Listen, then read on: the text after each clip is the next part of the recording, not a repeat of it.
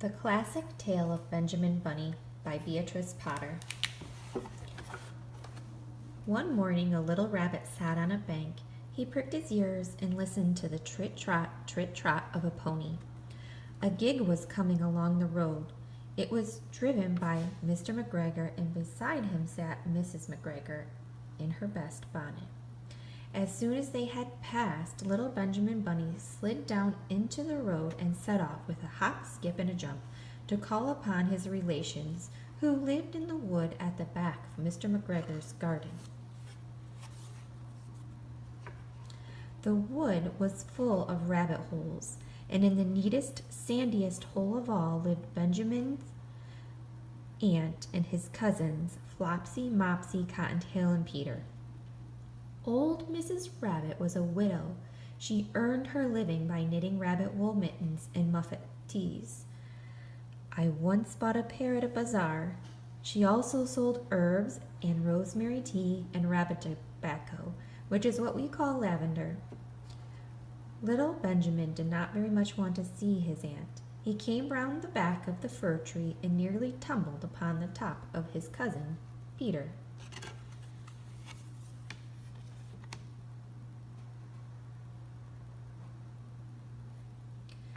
Peter was sitting by himself.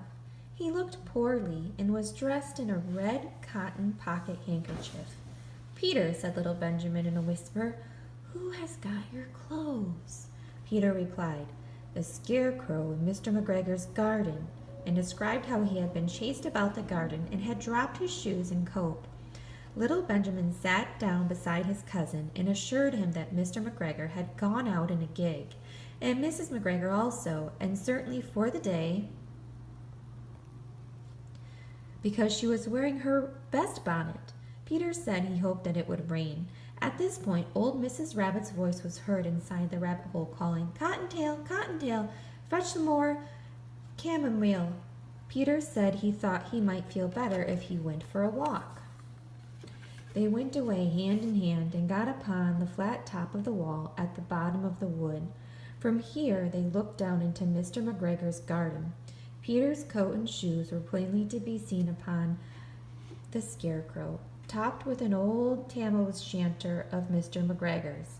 Little Benjamin said, "It spoils people's clothes to squeeze under a gate. The proper way to get in is to climb down a pear tree." Peter fell down head first, but it was of no consequence as the bed below was newly raked and quite soft. It had been sown with lettuces. They left a great many odd little footmarks all over the bed, especially little Benjamin, who was wearing clogs. Little Benjamin said that the first thing to be done was to get back Peter's clothes in order that they might be able to use the pocket handkerchief. They took them off the scarecrow. There had been rain during the night. There was water in the shoes, and the coat was somewhat shrunk. Benjamin tried on the tam-o'-shanter, but it was too big for him. Then he suggested that they should fill the pocket handkerchief with onions as a little present for his aunt. Peter did not seem to be enjoying himself. He kept hearing noises. Benjamin, on the contrary, was perfectly at home and ate a lettuce leaf. He said that he was in the habit of coming to the garden with his father to get lettuces for their Sunday dinner. The name of little Benjamin's papa was old Mr. Benjamin Bunny. The lettuces certainly were very fine. Peter did not eat anything. He said he should like to go home. Presently he dropped half the onions. Little Benjamin said that it was not possible to get back up the pear tree with a load of vegetables. He led the way boldly towards the other end of the garden. They were along a little walk on planks under a sunny red brick wall. The mice sat on their doorsteps, cracking cherry stones. They winked at Peter Rabbit and little Benjamin Bunny. Presently, Peter let the pocket handkerchief go again. They got amongst flower pots and frames and tubs. Peter had heard noises worse than ever. His eyes were as big as lollipops. He was a step or two in front of his cousin when he suddenly stopped. This is what those little rabbits saw around that corner. Little Benjamin took one look, and then, in half a minute, less than no time, he hid himself and Peter and the onions underneath a large basket. The cat got up and stretched herself and came and sniffed at the basket. Perhaps she liked the smell of onions. Anyway, she sat down upon the top of the basket. She sat there for 5 hours. I cannot draw you a picture of Peter and Benjamin underneath the basket because it was quite dark and because the smell of onions was fearful. It made Peter Rabbit and little Benjamin cry. The sun got round behind the wood and it was quite late in the afternoon, but still the cat sat upon the basket.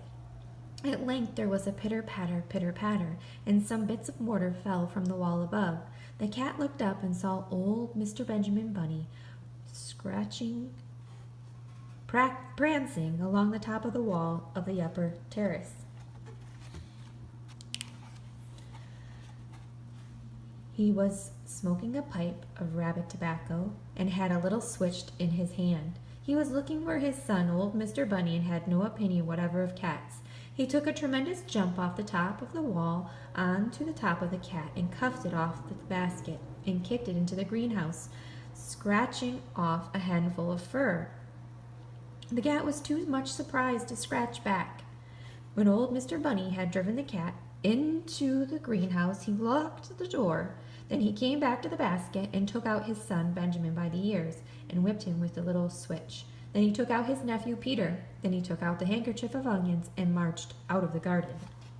Oh my. When Mr. McGregor returned half an hour later, he observed several things which perplexed him. It looked as though some person had been walking all over the garden in a pair of clogs, only the footmarks were too ridiculously little. Also, he could not understand how the cat could have managed to shut herself up inside the greenhouse, locking the door upon the outside. When Peter got home, his mother forgave him because she was so glad to see that he had found his shoes and coat.